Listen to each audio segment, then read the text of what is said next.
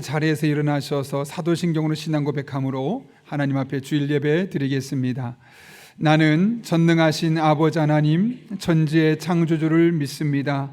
나는 그의 유일하신 아들 우리 주 예수 그리스도를 믿습니다. 그는 성령으로 잉태되어 동정녀 마리아에게서 나시고 본디오 빌라도에게 고난을 받아 십자가에 못 박혀 죽으시고 장사된 지 사흘 만에 죽은 자 가운데서 다시 살아나셨으며 하늘에 오르시어 전능하신 아버지 하나님 우편에 앉아 계시다가 거기로부터 살아있는 자와 죽은 자를 심판하러 오십니다. 나는 성령을 믿으며 거룩한 공교회와 성도의 교제와 죄를 용서받는 것과 몸의 부활과 영생을 믿습니다. 아멘.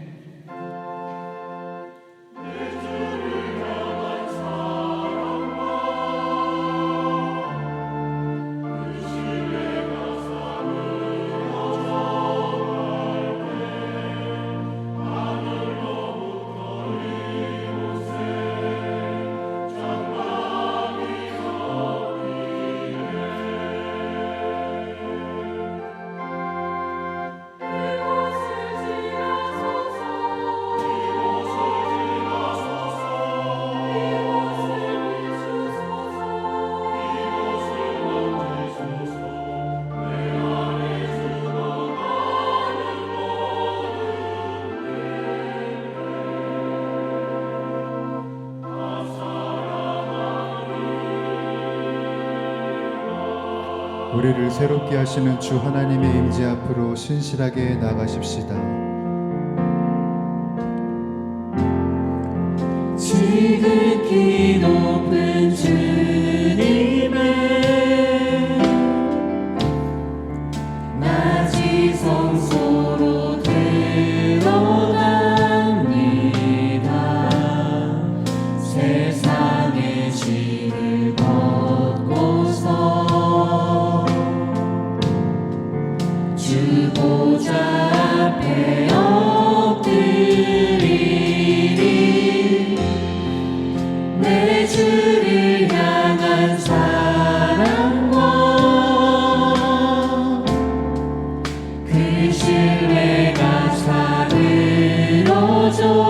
갈 때 하늘로부터 이곳에 장막이 덮이네.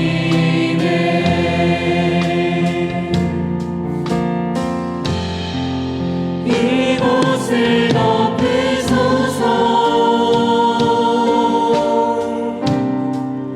이곳을 비추소서.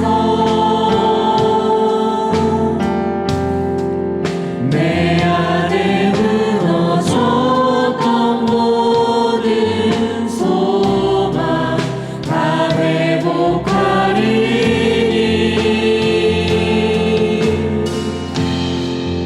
이곳을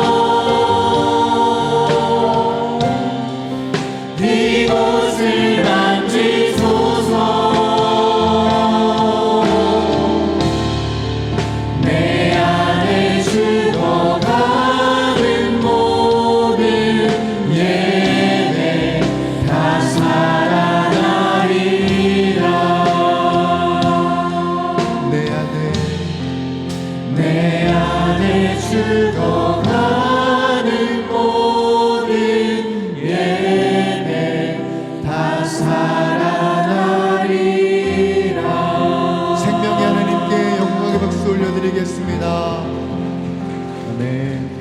우리 그 자리에 앉아서 계속해서 주님의 보좌 앞으로 나아가도록 하십시다.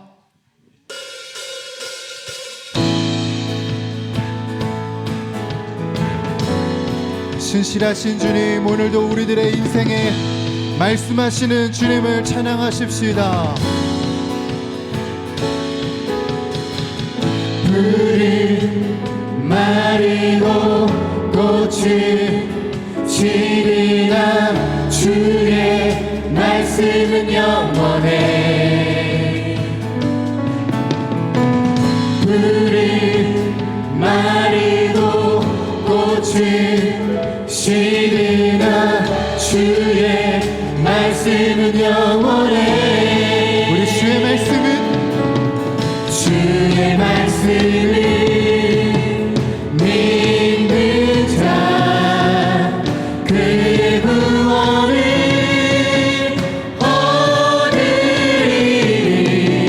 주의 말씀을 행하는 자 그의 능력을 보게 되리라.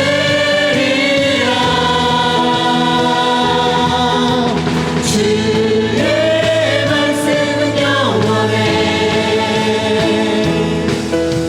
주의 말씀은 영원해.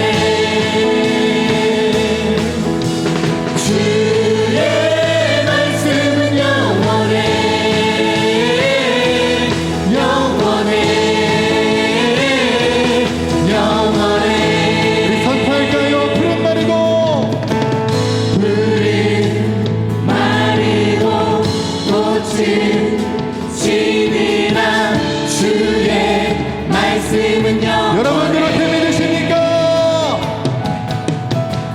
불이 마르고 꽃이 지니라 주의 말씀은 영원해. 우리 주의 말씀은 주의 말씀을 믿는 자 그의 구원을 얻으리. 주의 말씀을 행하는 자 그의 능력을 보게 되리라. 주의 말씀은 영원해. 주의 말씀은 영원해. 주의 말씀은 영원해. 영원해. 우리 믿음으로 선포할까요? 주의 말씀은 주의 말씀은 영원해. 아멘. 주의 말씀은 영원해. 주의 말씀은 영원해. 영원해. 우리 고백하십시다. 주의 말씀을 믿는 자 주의 말씀을 믿는 자 그의 구원을 얻으리. 주의 말씀을 행하는 자 그의 능력을 보게 되리라. 주의 말씀은 영원해. 주의 말씀은 영원해. 주의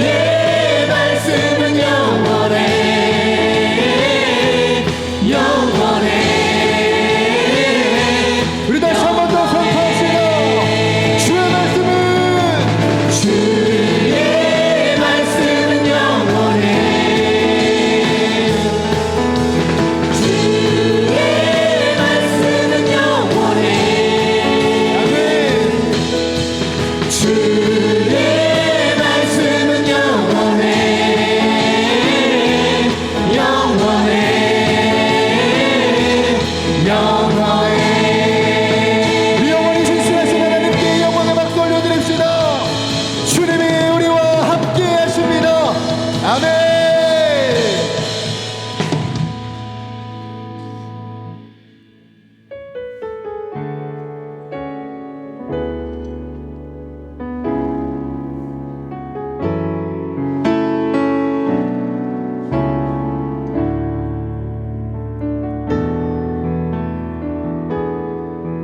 정의하신 나의 주 하나님은 능치 못하실 일 전혀 없네.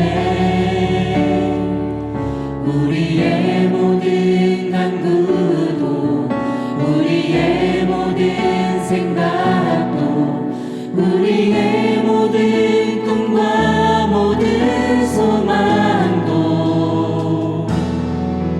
진실하신 나의 주 하나님은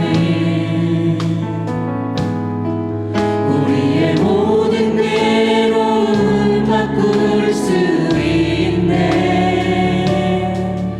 불가능한 일 행하시고 죽은 자를 일으키시니 그를 이길 자 아무도 없네. 주의 말씀 의지하여 깊은 곳에 금을 던져 오늘 그가 놀라운 일을 이루시는 것 보라. 주의 말씀 의지하여 믿음으로 금을 던져 믿는 자에게 능치 못함 없네. 고백할까요? 전능하신 나의 주 하나님은 능치 못하실 일 전혀 없네.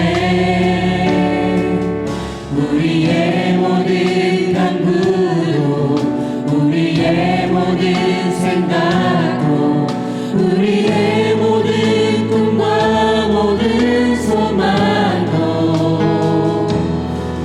진실하신 나의 주 하나님은 우리의 모든 괴로움 바꿀 수 있네. 불가능한 일 행하시고 죽은 자를 일으키시니 그를 이길 자 아무도 없네. 주의 말씀 의지하여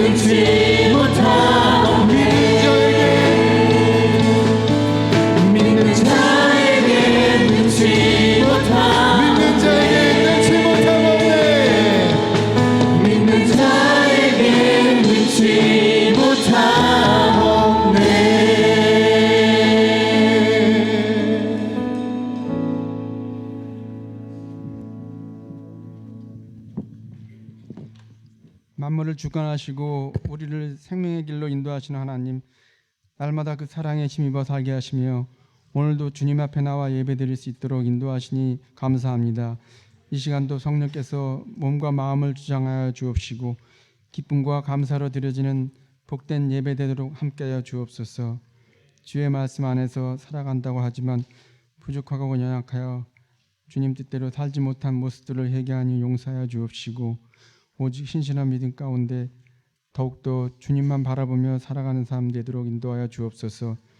모든 교역자님들과 선교사님들 영육간 강건하게 붙들어 주시고 성령께서 늘 동행하여 주옵시며 가정과 자녀와 일터 위에 주의 사랑과 평안과 형통함을 더하여 주옵시고 주님을 향한 참된 사랑과 믿음 안에서 때를 따라 선포되어지는 능력의 말씀이 주님 영광을 나타내는 귀하고 복된 삶 되도록 인도하여 주옵소서.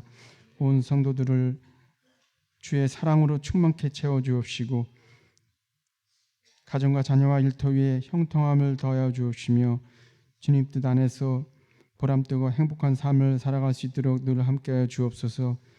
주님께 가까이 나아갈 때마다 믿음을 더하여 주시고 일을 계획하시고 하게 하시며 이루시는 주의 능력으로 말미암아 막혔던 길이 열리고 새로운 길이 펼쳐지는 은혜로운 삶 되도록 인도하여 주옵시며 하나님이 기뻐하시는 뜻을 따라 구할 때마다 그 약속을 믿고 소망 가운데 용기 있고 담대하게 살아갈 수 있는 삶 되도록 인도하여 주옵소서.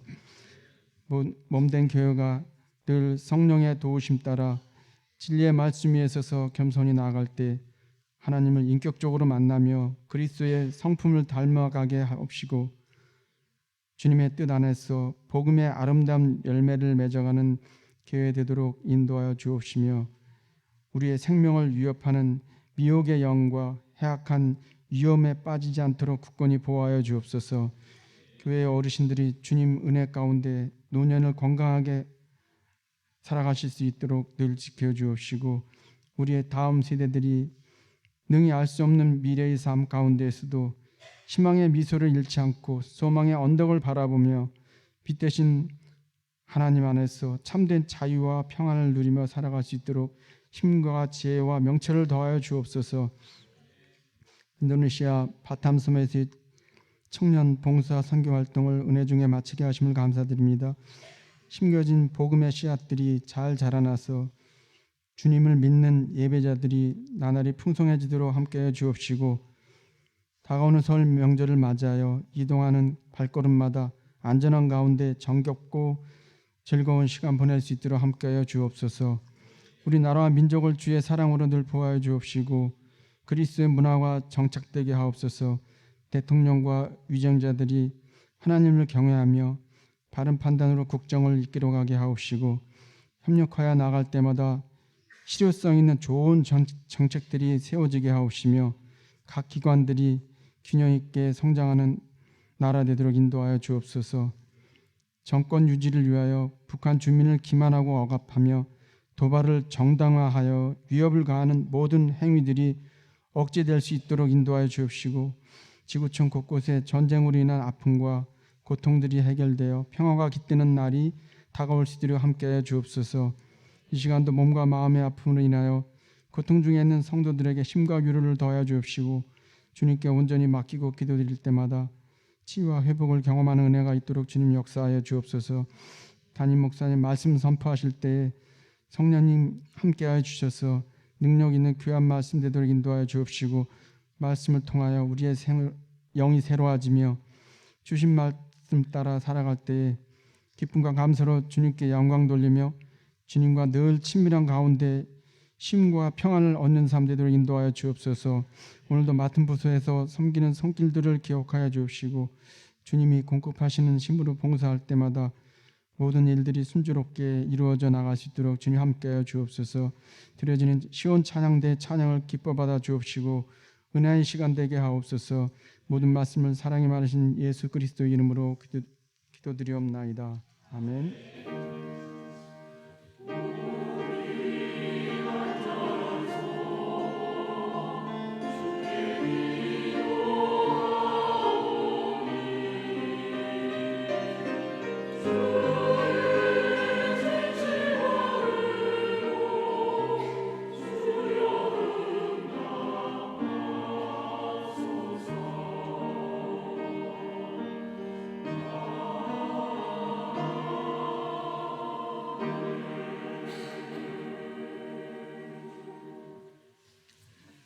오늘 우리에게 주시는 하나님의 말씀은 창세기 39장 7절에서 9절 말씀입니다. 창세기 39장 7절에서 9절까지 말씀입니다. 구약 성경 61쪽에 있습니다. 하나님의 말씀을 봉독하겠습니다. 그 후에 그의 주인의 아내가 요셉에게 눈짓하다가 동침하기를 청하니 요셉이 거절하며 자기 주인의 아내에게 이르되 내 주인이 집안의 모든 소유를 간섭하지 아니하고 다 내 손에 위탁하였으니 이 집에는 나보다 큰 이가 없으며 주인이 아무것도 내게 금하지 아니하였어도 금한 것은 당신뿐이니 당신은 그의 아내임이라. 그런즉 내가 어찌 이 큰 악을 행하여 하나님께 죄를 지으리이까. 이것은 하나님의 말씀입니다.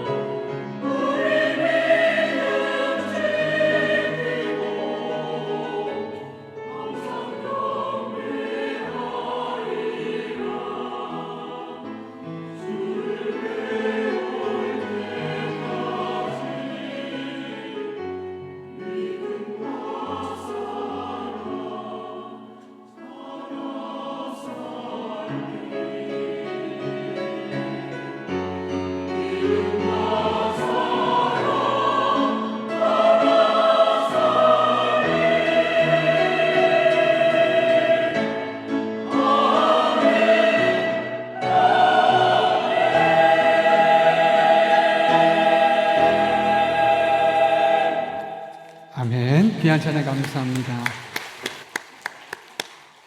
이제 우리도 아멘을 높게 해야 될 것 같죠.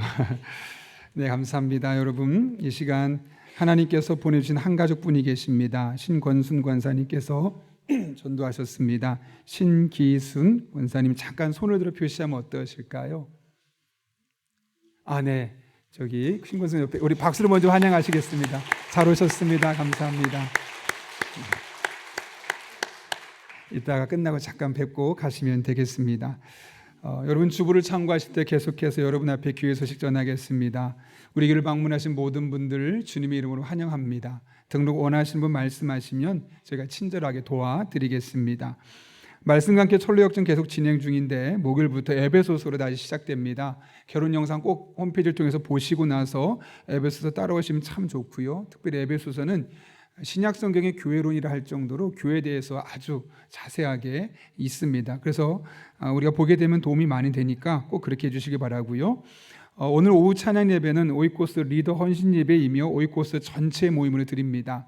오이코스 멤버들이 어떤 마음으로 또 리더가 어떤 마음으로 하나님 앞에 설지를 함께 헌신하는 시간이니 모두 참여하시기를 바랍니다. 설 예배 관련해서 가정 예배 순서지를 저희가 만들었습니다. 그래서 필요한 숫자만큼 가져가시고 혹시 부족하면 사무실에 말씀하시면 추가적으로 인쇄해 드리도록 하겠습니다. 혹시나 홈페이지를 통해 갖기를 원하시는 분은 홈페이지 나눔터에 이야기 나눔터 들어가시면 예배 순서지가 저장되어 있고요. 예배를 본인이 좀 어렵다 그런 경우를 위해서 저희가 목요일까지 이거를 영상으로 제가 직접 인도해서 여러분이 따라오실 수 있도록 그렇게 친절하게 안내 드릴 테니까 예배드릴 분이 너무 없어서 힘드신 분들은 영상을 활용하시면 되겠습니다. 목요일날 유튜브와 홈페이지에 올리도록 하겠습니다. 아울러 명절 관련해서 새벽 기도와 주일 카페 아쉐르를 이제 9일, 10일 그리고 11일 주일까지 쉬도록 되어 있습니다. 여러분들 잘 참고해 주시기를 부탁드립니다. 2024년 상반기 강영장학회에서 장학금을 어제 전달 완료했습니다. 그전엔 주일 3부 예배 때 했었는데 사실은 여기 오는 학생들이 다 좀 경제적으로 어려운 아이들이에요. 근데 앞에 서서 얼굴 보이는 게 참 스스로가 많이 힘들 겁니다. 그래서 많이 고민을 하다가 우리가 이 아이들에게 한 번쯤 예배를 경험하게 하기 위해서 3부 예배를 오라고 했는데 그러지 말고 그럼 토요일 날 예배를 우리가 따로 만들어서 그 아이들과 또 그 부모님들이 함께 예배할 수 있도록 하자. 그러면 아이들도 덜 부담스럽고 또 교회로부터 장학금 받으며 좋은 마음 갖지 않을까 해서 3부 예배 때 안 하고 토요일 날 저희가 지금 진행하게 되었습니다. 왜 3부 예배 때 안 하시나 궁금하실 분을 위해서 그렇게 장학금을 수혜받는 아이들의 인격과 또 부끄럽지 않도록 그리고 이 장학금 받는 것에 대해서 편안하게 받을 수 있도록 저희가 배려한 것이니 여러분들도 그런 마음으로 함께 해주시고 무엇보다 어제 예배 끝나고 가는 아이들 얼굴이 참 밝아서 너무너무 좋았던 그런 경험이 있습니다. 계속해서 우리 아이들에게 올해 이번엔 8명을 우리가 지원해 주었는데 다음에 더 많은 아이들 계속 지원할 수 있도록 같은 마음을 품으신 분들은 우리 강영장학회 매달 10,000원씩 함께 헌금해 주시면 우리가 아이들을 그렇게 계속해서 적극적으로 도울 수 있습니다. 교회 성도님들이 좀 숫자가 여러분 이렇게 많아지다 보니까 동명이인이 있습니다. 그러다 보니까 3명 정도 되는 분이 있다 보니 어떤 문제가 생기냐면 헌금할 때 본인 이름을 쓰셨는데 나중에 연말정산 하려고 했더니 이름이 똑같은 겁니다. 3분 중에 누군지 잘 모르겠는 거예요. 그래서 교회에서 저희가 일찍 오신 순서에 따라서 죄송하지만 A, B, C 등급이 아닙니다. 그냥 순서에 따라서 하는 거니까 그렇게 만약 교회에서 안내드리면 내가 헌금할 때 A 혹은 B, C 이렇게 쓰시면 되겠구나 참고하시고 써주시면 저희가 나중에 연말정산할 때 편안하게 여러분 오류가 생기지 않도록 지원해 드리도록 하겠습니다. 교회학교 중고등부와 청년부 겨울 수련회가 있고요. 동아리 모임이 있습니다. 오후 찬양 예배 후에 대비실에서 우리 공동회가 있습니다. 안수집사의 모임이 공동회의 위에 작은 도서관에서 있습니다. 오이코스 리더 모임, 여성 리더와 부부 리더 확인해 주시고 적극적으로 참여해 주시기 바랍니다. 김기옥 권사님의 시어머니께서 하나님 부르심 받으셨고 권사님은 2부 예배에 함께 오늘 참석하셨습니다. 한승수 집사님과 김필영 권사님의 장남인 한준석 성도 가정에 하나님께서 귀한 딸을 선물로 주셨습니다. 믿음으로 잘 키울 수 있도록 기도해 주시기를 바랍니다.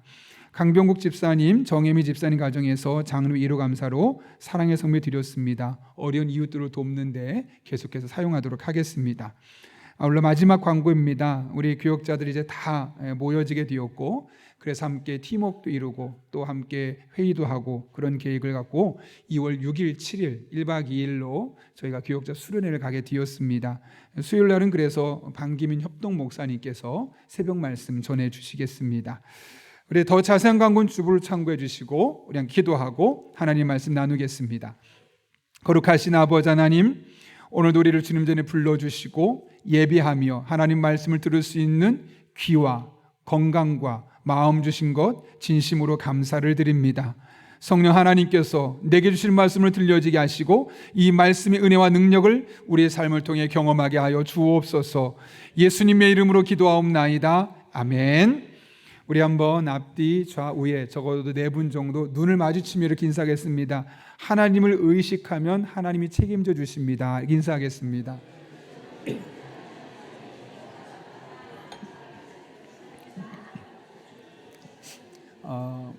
여러분 혹시 생선 좋아하십니까? 네, 생선 가게 가면 한국산 생선, 국내산과 중국산의 가격 차이가 월등하게 많이 난다고 하죠. 엄밀히 말해서 수산 이 전문가들도 딱 보고 나서 이게 한국산인지 중국산인지 구별하기 어렵다고 그래요. 잘 아시는 것처럼 서해 연안에서 함께 잡기 때문에 똑같은 걸 가져오면 이게 중국산인지 한국산인지 구별할 수가 없는 겁니다. 대신 똑같은 바다에서 잡았지만 어느 나라 배가 싣고 가느냐에 따라서 중국산이 되기도 하고 또 한국산, 국내산이 되기도 하는 거죠. 그럼에도 불구하고 국내산이 중국산보다 비싼 이유는 유일한 한 가지 이유, 신선도 때문입니다. 사실 생선에 있어서 국적이 뭐가 중요할까요? 제일 중요한 것은 얼마나 신선하냐, 그렇지 않느냐가 훨씬 중요합니다. 아무리 비싼 돈을 주고 국내산이라 할지라도 신선도가 떨어진다면 그것을 누가 사 먹겠습니까? 그거보단 차라리 조금 싸더라도 신선한 중국산을 먹는 것이 인지상정입니다. 한자를 보게 되면 생선은 말 그대로 싱싱한 물고기를 의미합니다. 그런 의미에서 신선도를 잃은 생선은 더 이상 생선이란 말을 쓸 수 없죠. 신선도를 잃은 생선이 여러분 어떻게 될까요? 점점 상하게 되겠죠. 냄새가 나게 되겠죠. 그리고 결국은 버리게 되는데 그 버려진 곳에는 어떤 일이 생길까요? 오염이 될 수밖에 없는 겁니다. 근데 이 글을 읽으면서 문득 이런 마음이 드는 겁니다. 이거 우리 그리스도인들 들으라고 하는 말 아닌가? 그런 마음이 드는 겁니다. 여러분, 우리가 이 땅을 살아가면서 그리스도인에게 가장 중요한 게 무엇일까요? 우리의 국적이 어딘지가 중요할까요? 우리가 얼마나 많은 돈을 벌었는지, 우리가 얼마나 성공한 사람인지 그런 것이 중요할까요? 얼마나 유능하고 얼마나 높은 직급을 갖고 있는지가 우리가 그리스도인을 정의하는 데 중요한 수단일까요? 결코 그렇지 않습니다. 하등 중요하지 않습니다. 물론 그런 것들이 있으면 우리가 더 많은 일들을 유용하게 할 수 있는 그런 장점들은 있지만 그것이 그리스도인을 정의하는 가장 중요한 수단은 아닙니다. 그리스도인에게 있어서 가장 중요한 것은 어떤 상황 속에서건 영적인 신선도를 유지하는 겁니다. 그리스도인임에도 불구하고 만약 영적인 신선도가 떨어지면 어떤 일이 일어날까요? 상하겠죠. 냄새가 나겠죠. 그 사람이 가는 곳마다 오염되는 일들이 일어날 겁니다. 그 사람이 가는 곳마다 문제가 생기게 될 겁니다. 세상의 빛과 소금으로 부름받았는데 우리가 가는 곳마다 냄새가 나고 가는 곳마다 썩고 가는 곳마다 오염된다면 그 얼마나 불쌍한 일이겠습니까? 그래서 우리 그리스도인들은 어떤 상황에서든지 영적인 신선도를 유지하기 위해 몸부림쳐야만 하는 것이죠. 올해 우리 교회 표어는 하늘의 복을 받아 세상의 복이 되라 라는 말씀입니다. 먼저 하나님부터 복을 받으라는 거죠. 그리고 그 받은 바 복을 가지고 세상에 나아가서 험악한 세상을 섬기고 냄새나는 세상을 정화하는 삶을 사는 것, 이것이 바로 오늘 올 한 해 우리에게 주어진 영적인 사명이라는 겁니다. 이를 우리 먼저 가장 할 일은 뭐냐면 하늘의 복을 받는 겁니다. 여러분, 하나님으로부터 하늘로부터 우리가 복을 받지 않으면 이 세상에 우리가 줄 수 있는 것이 무엇이겠습니까? 그것은 굳이 우리가 주지 않아도 누구나 줄 수 있는 것들일 겁니다. 하늘의 복을 받아야지만 우리가 하늘의 복을 갖고 세상에 다른 것에서는 경험할 수 없는, 다른 것에서는 줄 수 없는 것들을 주고, 그래서 세상을 복되게 만들 수 있는 것이죠. 지난 4번의 설교를 한번 잘 곱씹어 보십시오. 우리는 영과 진리로 드린 예배를 통해서, 또 기도하다가 응답이 없는 것처럼 보여도 끝까지 기도하는 그 과정을 통해서, 또 다윗처럼 주시는 말씀을 내게 주신 말씀으로 받고 그 말씀이 나의 삶에 그대로 되어지길 바라는 마음으로 기도하면서 우리는 하늘에 속한 복을 우리의 것으로 이 땅에서 경험할 수 있습니다. 저는 여러분을 섬기는 목사로서 여러분 한 분 한 분이 올 한 해 예배할 때마다, 기도할 때마다, 말씀 들을 때마다 하늘의 복이 여러분 한 분 한 분에게 경험될 수 있기를 예수님의 이름으로 축원합니다. 그런데 그것이, 이 복이 우리 안에 머물면 어떤 일이 생길까요? 밖으로 흐르지 않으면 문제가 생깁니다. 고인물은 반드시 썩을 수밖에 없지요. 하늘의 복도 내 안에만 가둬놓으면 결국 냄새나고 썩을 수밖에 없습니다. 그래서 흘려보내야만 합니다. 그것이 바로 우리가 이 세상에서 세상의 복으로 살아야만 하는 이유입니다. 그래서 오늘은 첫 번째로 우리가 세상의 복이 되기 위해서, 지난 1월 달에는 하늘의 복을 받기 위해서 무엇을 해야 될지에 대해서 말씀을 나눴다면, 2월 달에는 세상의 복이 되기 위해서 우리가 어떤 삶을 살아야 할지를 함께 나누려고 합니다. 그 중에서도 첫 번째로 이 세상이 더 이상 악해지지 않고 냄새나는 곳이 되지 않도록 우리의 영적인 신선도를 끌어올리는 것, 그것이 바로 우리가 이 세상의 복이 되는 사람의 가장 중요한 요소입니다. 오늘 본문을 보게 되면 요셉의 이야기가 나오죠. 그는 17살에 종으로 팔려갔고 그 애굽에서 또 한 번 종으로 팔려가며 바로 왕의 신하였던 보디발의 집으로 팔려가게 됩니다. 17살의 어린 나이에 너무너무 원망스러웠겠죠. 그러나 그는 누구보다 성실하게 그 종의 직분을 감당하게 되었고, 보디발의 눈에 들어서 보디발의 모든 재산을 관리하고 가정의 모든 일을 결정할 수 있는 그 결정권까지도 그에게 주어집니다. 노예에게 주어지는 이 조건으로서 너무나 파격적이죠. 이제 이 요셉의 인생은 꽃길만 남았다라고 싶을 정도로 너무너무 기대가 되는데, 그 순간 요셉의 인생을 뒤흔들 만한 일이 생깁니다. 오늘 성경을 보면 요셉의 외모가 빼어났다, 잘생겼다, 멋있다, 흔히 말하는 훈남이라는 말로 쓸 수 있겠죠. 그런데 그 잘생긴 외모를 보고 보디발의 아내가 마음에 들었던 겁니다. 그래서 그에게 유혹합니다. 이때 요셉이 어떻게 반응하죠? 7절과 8절 말씀 보면 이렇게 되어 있습니다. 그 후에 그의 주인인 아내가 요셉에게 눈짓하다가 동침하기를 청하니 요셉이 거절했습니다. 흔들리지 않았습니다. 너무나 당연한 일이죠. 주인의 부인이니까요. 그런데 이 보디발의 아내는 그 유혹을 멈출 마음이 없습니다. 더 적극적으로, 더 공격적으로 다가섭니다. 오늘 본문 읽진 않았지만 10절 말씀 보면 이렇게 말하죠. 여인이 날마다 요셉에게 청하였으니, 하루도 안 빠지고 성적으로 유혹하는 겁니다. 그런 모습에 요셉은 어떻게 했습니까? 듣지 않고 동침하지 아니하고 함께 있지도 않았다. 이게 무슨 말일까요? 그 안주인의 요청을 거절했다는 것이죠. 사실 요셉에게 있어서 이 보디발의 안주인의 청을 거절하는 것이 쉬웠을까요? 어려웠을까요, 여러분? 결코 쉽지 않아요. 겉으로 보기에는 그냥 성적으로 유혹하고 하룻밤 자자 정도로 보이지만 사실 이것은 요셉에게는 큰 위기예요. 왜냐하면 못 이기는 척하고 하룻밤 잤다고 해보십시오. 그것이 만약 보디발에게 들키기라도 하면 그는 사형입니다. 근데 반대로 이 끊임없이 날마다 요청하는 그 안주인의 요청을 거절하면 이 안주인이 어떤 마음이 들까요? 수치스럽겠죠. 그래서 그를 죽이려면 마음 놓고 죽일 수 있었어요. 왜냐하면 당시에 노예는 돈 주고 사는 거잖아요. 그러니까 내 소유예요. 그래서 내가 버려도 되고 내가 죽여도 되고 법적으로 아무런 하자가 없었던 겁니다.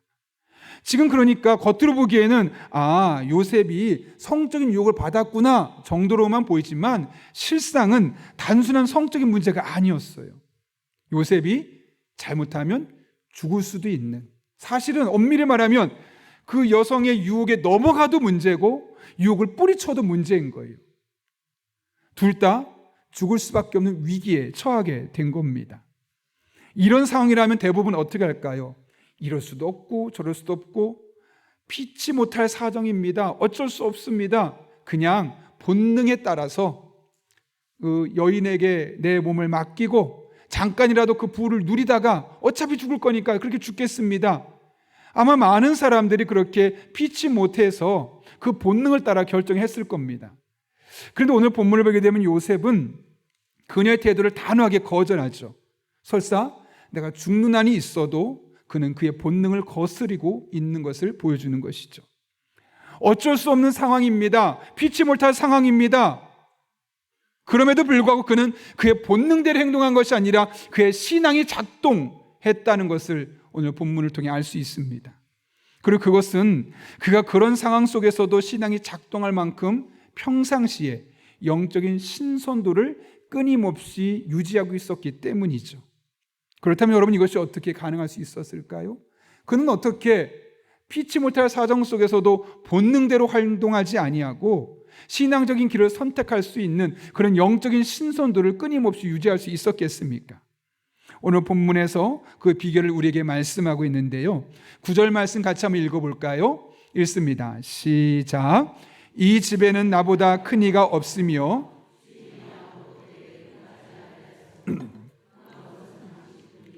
당신은 그의 아내임이라. 그런즉 내가 어찌 이 큰 악을 행하여 하나님께 죄를 지으리까? 아멘.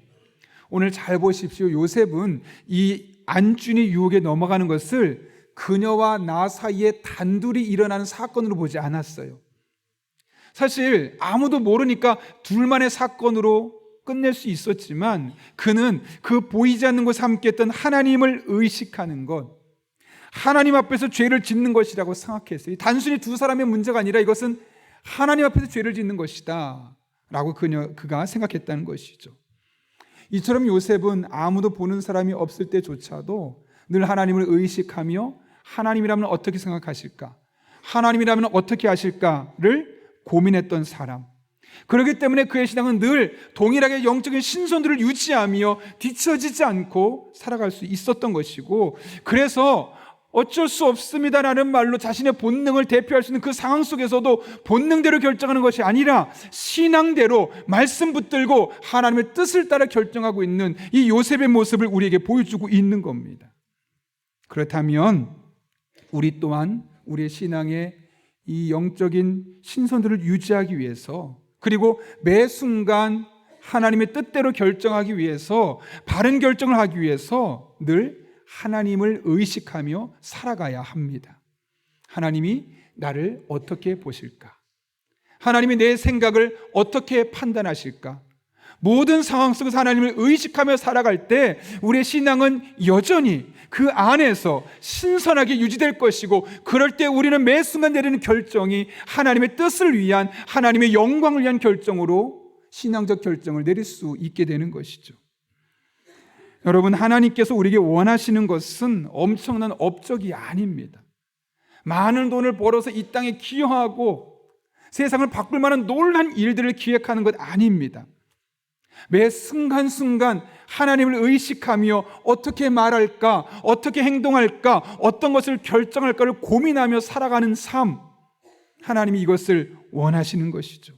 그래서 이 냄새나는 세상 속에서 우리가 영적인 신선도를 유지함으로 이 땅에 하나님의 법칙을 뿌리내리게 하고, 이 땅에 성경의 원리를 뿌리내리게 하고, 그래서 이 땅에 하나님의 나라가 임하도록 하는 것, 그것이 바로 우리를 이 땅에 부르신 목적입니다.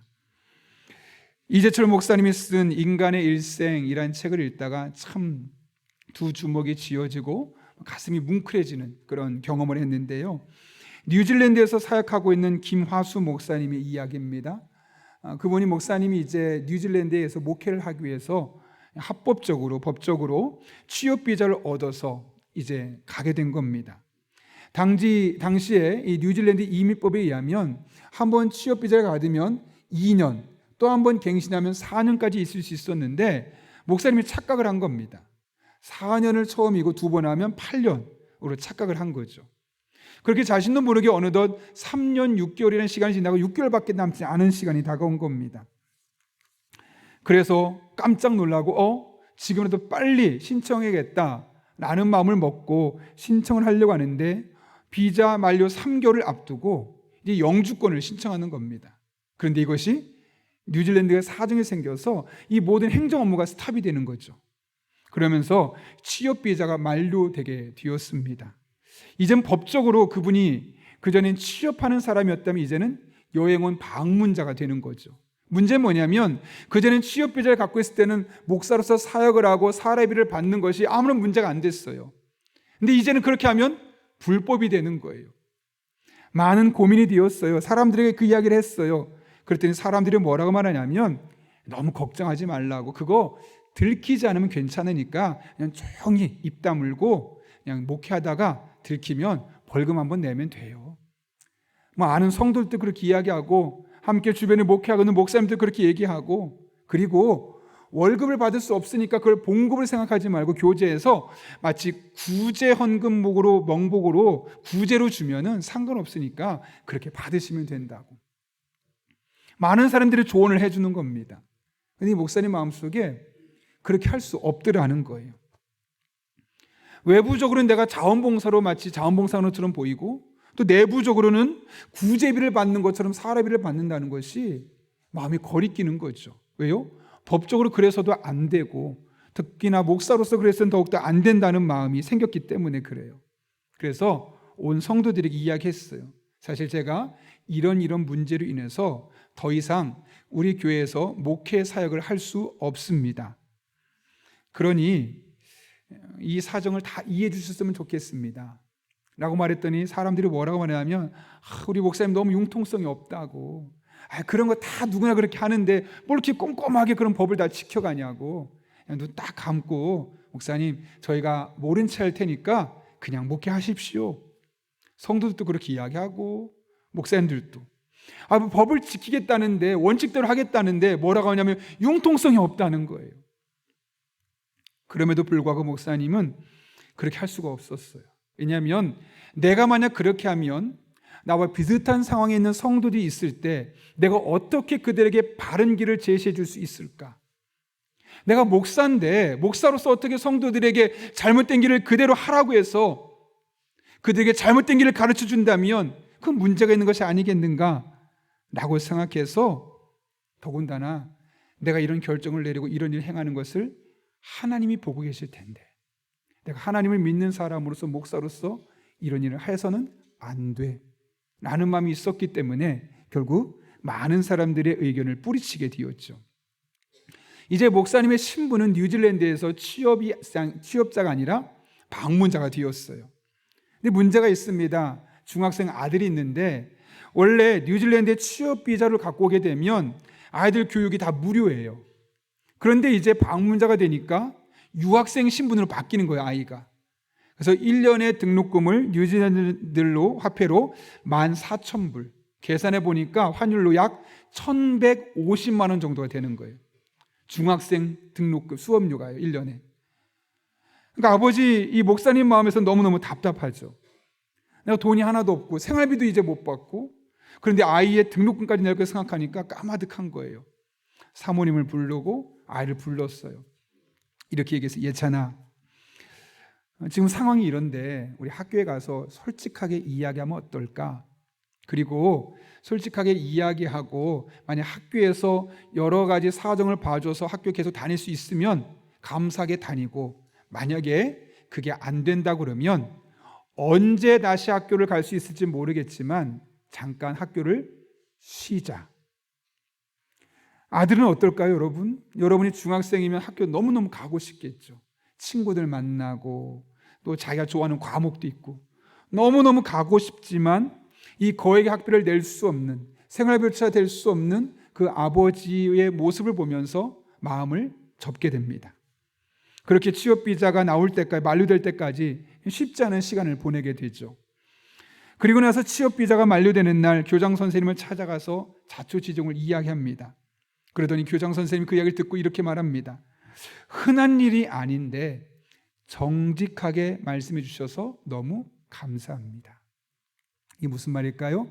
비슷한 사례가 참 많다는 거죠. 그런데 거의 사람들이 이 얘기를 안 하는 거예요. 이런 경우가 거의 드문 거죠. 그러니까 교장 선생님이 감동을 받은 거예요. 대부분 숨기거나 거짓말을 하는데 와서 솔직하게 이야기하는 모습을 보면서 감사하다고, 그러면서 왜 이런 일이 생기게 되었는지 써서 이민청에 가져다 내면, 본인이 보증해 줄 테니까 내면 서류를 받아와라. 그러면 자신들이 어떻게든 해서든 이 아이가 무료로 학교를 다닐 수 있도록 해주겠다라고 이야기를 하는 거죠. 실제로 그 뒤에 좋은 결과를 얻어서 이 아이가 학교를 무료로 다닐 수 있게 되었어요. 그때 목사님이 한 가지 사실을 깨달았어요. 사람들의 말을 들어서 만약에 융통성을 발휘하고 사람들의 말을 들어서 만약에 불법을 그냥 편법적으로 자행했다면 어떤 일이 일어났을까? 아이에게 내가 무엇을 가르쳐 줄 수 있었을까? 그런데 불법이기 때문에, 편법이기 때문에 그 방법을 사용하지 않고 하나님께 모든 것을 맡기면서 일을 진행했더니 결국 하나님이 이 일을 해결해 주시더라. 이것을 내가 아이에게 남겨줄 수 있다는 것, 이 사실, 우리 가정의 영적 자산을 남겨줄 수 있다는 사실이 너무너무 고맙고 감사하다라는 것이죠. 이후에 교우들과 그 목사님의 비자 문제 해결을 위해서 함께 기도했습니다. 뿐만 아니라 다른 방법이 없을까 계속 기도하는데 예외 조항이 있는 겁니다. 이민법상 예외 조항이 있는 게 뭐냐면 아예 새롭게 신규 취업 비자를 신청할 수 있다는 거죠. 그래서 그것을 신청하기로 했습니다. 그리고 그것이 나올 때까지 여전히 그분은 방문자였기 때문에 3주 동안 부목사님들이 설교를 하고 여러분처럼 회중의 자리에 앉아서 설교 말씀을 듣게 되었던 겁니다. 그렇게 앉아서 예배를 드리는데 며칠 뒤에 이민성으로부터 놀란 편지를 받았습니다. 목사님 같은 경우에는 당분간 취업 비자 없이 방문 비자로 목회하는 것을 문제 삼지 않겠습니다. 이게 뭘까요? 원래는 큰 문제가 되는데 그들이 그것을 해결해 주겠다는 거예요. 뉴질랜드 이민법상 전례가 없는 파격적인 일이었습니다. 그래서 4주 만에 설교단에 올라오게 되고 성도들에게 말씀을 전하게 되는 일들을 하게 되었던 것이죠. 저는 이 글을 읽으면서 너무너무 가슴이 뛰고 저 스스로 영적인 도전을 받았습니다. 여러분, 김하수 목사님이 어떻게 이런 결정을 내릴 수 있었을까요? 만약 당장 없어지게 되는 생활비만 눈에 보였다면, 또 당장 내야 되는 아이의 등록금 약 1,100만 원 이상이 그것만 의식하게 되었다면 절대로 이런 결정을 내릴 수 없었을 겁니다. 그러나 어쩔 수 없다는 핑계로 상황을 모면할 수 있는 그 순간에도 하나님을 의식하고 하나님을 의지하고 그 영적인 신선들을 계속 유지하니까 그런 어려운 결정도 어렵지 않게 내릴 수 있었던 것이죠. 적지 않은 목회자들이, 성도들이 목사님 어쩔 수 없었습니다, 피치 못할 사정이었습니다 라고 말하면서 법을 어기며 살아가고 있는 세상입니다. 불법을 저지르고 있는 교회에서 아무런 일 없다는 듯이 신앙생활하는 성도들의 모습입니다. 교회만 크면 그 교회가 불법을 저지르든 편법을 쓰든 그냥 그 교회 편안하기 때문에 다니고 있는 오늘날 많은 성도들이 한국 교회에 있습니다. 그런 모습 속에서 오늘 김하수 목사님의 삶은 우리에게 경종을 울리지 않습니까? 여러분, 무엇이 중요하겠습니까? 어쩔 수 없는 상황, 피치 못할 상황이기 때문에 편법을, 불법을 아무렇지 않게 자행하는 그것이 과연 하나님께서 원하시는 모습일까요? 지금 당장은 손해볼 수 있다 할지라도 하나님을 의식하며 의지하며 영적인 신선들을 유지하며 선한 결정을 내리는 것일까요? 프랭크 루박의 편지라는 아주 좋은 책이 있죠. 제가 예전에 한번 설교할 때 한번 인용했던 책인데 제가 이번 주 월요일부터 저 책을 다시 서재에서 꺼냈습니다. 그리고 하루에 한 장씩 읽어 나가고 있죠. 이 책은 약 100여 년 전에 프랭크 루박이라는 사람이 쓴 일기문입니다. 어떻게 하면 하나님을 내가 조금 더 깊이 경험할 수 있을까? 어떻게 하면 내 삶에서 조금 더 하나님을 의식하며 살아갈 수 있을까? 그래서 어떻게 하면 하나님을 조금 더 의지하며 하나님 원하시는 결정을 하며 살아갈 수 있을까? 이것이 삶의 목표가 되어서 써내려간 일기들입니다. 그 중에 한 가지만 인용하면 1930년 1월 20일 세 번째 일기에서 그는 이렇게 고백합니다. 나는 목사와 선교사로 15년 동안이나 섬겨왔지만 하루 종일 하나님의 뜻을 따르는 삶을 살아보지 못했습니다. 그러다가 2년 전 나의 삶에 대해 심히 불만을 느끼고는 15분 내지 30분마다 나의 행동을 하나님의 뜻에 비춰보는 노력을 시작했습니다. 15년 동안 열심히 살았어요. 그래서 큰 문제 없었어요. 그런데 어느 날부터 마음에 거룩한 불만족이 생기는 겁니다. 하나님을 조금 더 알고 싶다. 하나님을 조금 더 의식하며 살고 싶다. 내가 지금보다 조금 더 하나님을 더 많이 생각하면 나의 삶에 어떤 일들이 일어날 수 있을까? 이런 거룩한 불만족에서 시작된 편지가 점점점 하나님을 깊이 만나는 여정이 되었던 것이죠. 프랭크 루박은 이렇게 매 순간 하나님의 뜻을 구하며 하나님과 동행하는 삶, 영적인 신선함을 유지하기 위해 몸부림쳤던 사람입니다. 여러분, 그의 삶이 어떻게 되었을까요? 예전엔 그랬지만 시간이 지날수록 점점 신앙이 나태해지고 게을러졌을까요? 그 영적인 신선도가 점점 떨어졌을까요? 그의 일기를 계속 읽어나가면 시간이 지나면 지날수록 신선도가 더욱더 강해지고 오히려 숙성이 되어지고 하나님을 깊이 만나고 그의 가치관이 송두리째 바뀌어지는 놀라운 경험들이 이 일기장에 매일매일의 고백으로 기록되어 있습니다. 최근에 제가 다시 이 책을 꺼내 읽는 이유도 마찬가지입니다. 나도 조금 더 하나님을 내가 의식한다면 내 삶에 어떤 일들이 일어날 수 있을까? 지난주보다 이번 주 하나님을 5분만 10분만 더 매일매일 의식하고 살아간다면 내 삶이 과연 어떤 변화를 경험할 수 있을까? 그 하나님 앞에 나는 어떤 목회자로 세워질 수 있을까? 기대감과 또 그를 향한 소망이 있어서 이 책을 펼쳐서 매일매일 읽어가고 있습니다.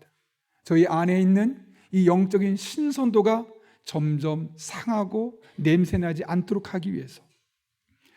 여러분, 오늘 이 땅을 살아가는 우리에게 가장 필요한 것은 무엇이겠습니까? 바로 이 영적인 신선도를 지키는 것 아닐까요? 우리가 영적인 신선도를 상실하는 순간, 잊어버리는 순간 우린 진짜 그리스도인으로 살아갈 수 없을 뿐만 아니라 냄새나는 세상을 오염시키는 사람으로 살아갈 수밖에 없습니다. 이름은 그리스도인이라고 말하지만 실상은 그리스도인이 아닙니다. 목사라는 타이틀은 갖고 있지만 실상은 목사가 아닌 것이죠. 우리가 그런 삶을 살아야 될까요? 크리스천이 진짜 크리스천답게 잘 산다는 것은 단순히 경제적으로 윤택해지고 인생이 잘 풀리는 것만을 의미하는 것이 아닙니다. 우리가 매 순간순간 하나님을 의지하고 하나님을 의식하며 그분의 뜻을 구하며 내 영혼의 신선도를 유지해가는 삶, 그것이 어쩌면 우리 그리스도인이 가장 잘 사는 삶일 수 있습니다. 물론 그 길을 걷다 보면 때로는 예상치 못했던 어려움이 찾아올 수 있을 겁니다. 갑자기 경제적으로 힘들어질 수 있을 것이죠. 몸이 아플 수도 있습니다. 좋았던 인간관계가 틀어질 수도 있습니다. 다 포기하고 도망가고 싶은 마음도 생길 겁니다. 그럴지라도 늘 하나님을 의식하며 하나님을 의지하며 여러분의 영적인 신선도를 끌어올리십시오. 그 길이 가장 복된 길입니다. 그 길에 하나님이 동행하여 주십니다. 그 길 끝에 하나님의 은혜가 예비되어 있습니다. 바라기는 오늘 예배하는 저와 여러분 한 분 한 분이 요셉이 만났던 그 하나님, 여러분의 삶 가운데 동일하게 경험될 수 있기를 예수님의 이름으로 축원합니다. 함께 기도하겠습니다.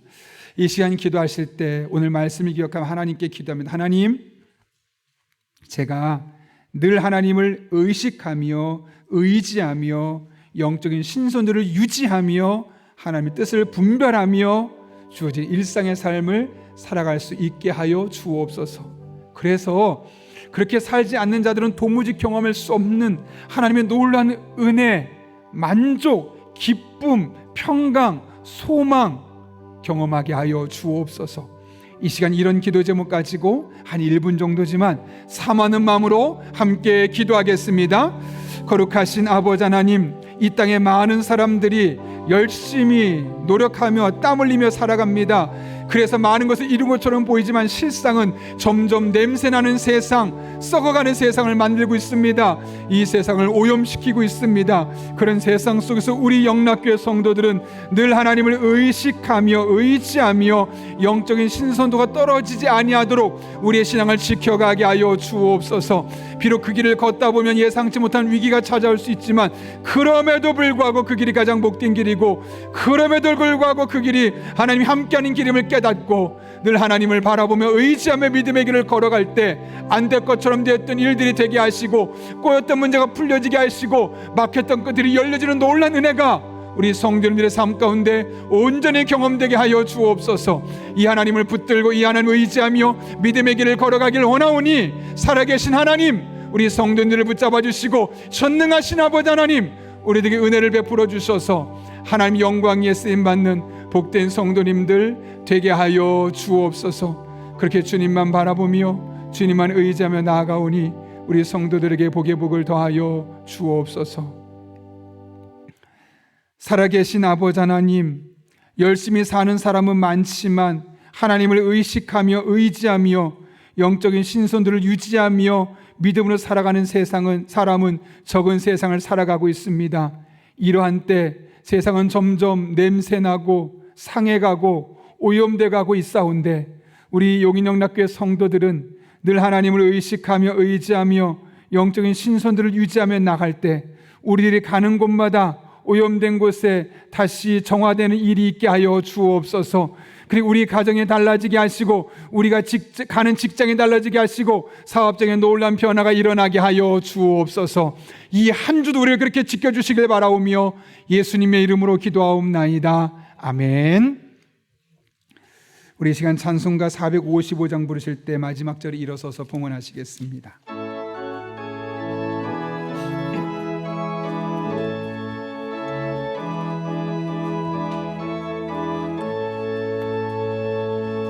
주님의 마음을 본받는 자, 그 마음의 평강이 찾아오문 험악한 세상을 이기림이 하늘로부터 임함이로다. 주님의 마음 본받아 살면서 그 거룩하심 나도 이루리. 주 모습 내 눈에 안 보이며 금성 내 귀에 안 들려도 내 영혼 날마다 주를 떠나 신령한 말씀 늘 배우도다. 주님의 마음 본받아 살면서 그 거룩하심 나도 이루리. 가는 길 거칠고 험하여도 내 맘에 불평이 없어짐은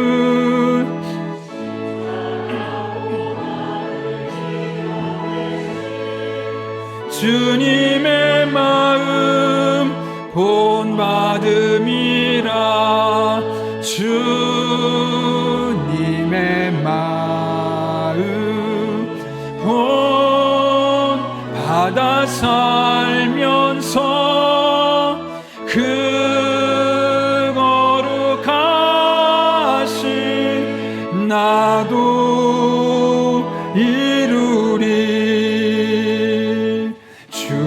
예수 세상에 다시 오실.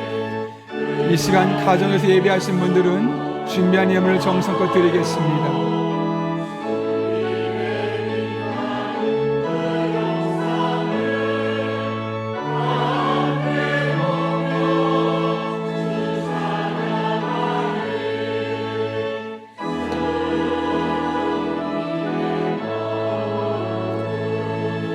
본 받아 살면서 그 거룩하심 나도 이루리. 살아계신 아버지 하나님, 험악한 세상, 주님의 모습이 보이지 않고 그 음성이 들리지 않아서 이 험하고 거친 세상에서 지치고 불평이 나올 수밖에 없는 시간을 살아가고 있지만, 하나님께서 하늘로부터 우리에게 힘을 부어주셔서 이 모든 상황들을 잘 이겨내게 하시고 견디고 버텨내게 하시고 오늘 이렇게 주님 앞에 나와 예배하게 하신 은혜 진심으로 감사를 드립니다. 이 모든 것이 하나님의 은혜로 우리에게 주어진 것임을 알기에 오늘 우리가 빈손으로 나오지 아니하고 하나님 앞에 우리의 신앙의 고백을 담아 간절한 마음으로 기도하며 나옵니다. 그러하오니 이 모든 예물 기쁘게 받아 주시옵고 우리 성도님들의 삶 가운데 하늘로부터 새로운 힘을 공급받는 복된 한 주간 되게 하여 주옵소서. 우리 성도님들의 피와 땀과 눈물들이 담겨있는 예물들입니다. 하나님, 이 모든 예물 기쁘게 받아 주시옵고 단 한 푼 덧으로 쓰여지지 아니하도록 우리에게 영적인 분별력과 지혜를 주시며 깨어 기도하는 복된 교회 성도님들 되게 하여 주옵소서. 험악한 세상을 살아갑니다. 때를 따라 돕는 은혜가 필요하오니 힘과 능력과 지혜와 만남의 복을 주시고 기도할 때마다 성령으로 충만하게 인도해 주셔서 하나님의 뜻대로 기도하게 하시며 그 기도마다 응답으로 간증되게 하여 주옵소서. 우리 성도님들의 발걸음을 하나님 지켜주시고 눈동자처럼 품어주시며 날개 그늘 안에 담아주시는 이 한 주간이 되어서 다음 주에 만날 때 더 감격스럽게 기쁜 마음으로 주님 전에 나올 수 있는 영인영락교회 모든 성도들 되게 하여 주옵소서. 예수님의 이름으로 기도하옵나이다. 아멘. 우리 함께 파송의 찬양 부르시고 축도함으로 예배 마치겠습니다.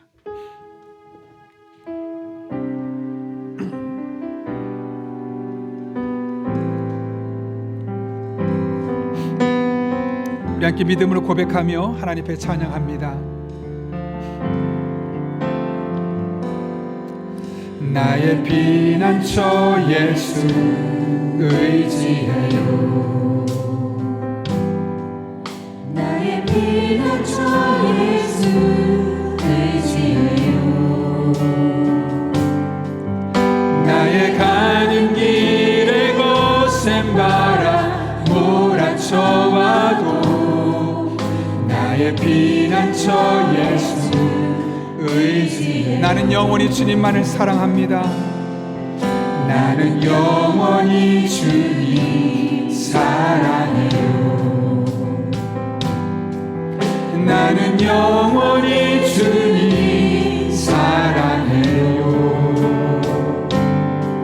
세상 어떤 것도 나의 사랑 끊을 수 없네. 나는 영원히 주님 사랑. 우리 믿음으로 고백합니다. 아버지, 아버지 나를 사랑하시니 나의 모든 것 주께 드려요. 아버지 내가 여기 있으니 주님 영광 위하여. 우리 다시 한 번 더 고백합니다. 아버지, 아버지 나를 사랑하시니 나의 모든 것 주께 드려요. 아버지 내가 여기 있으니 주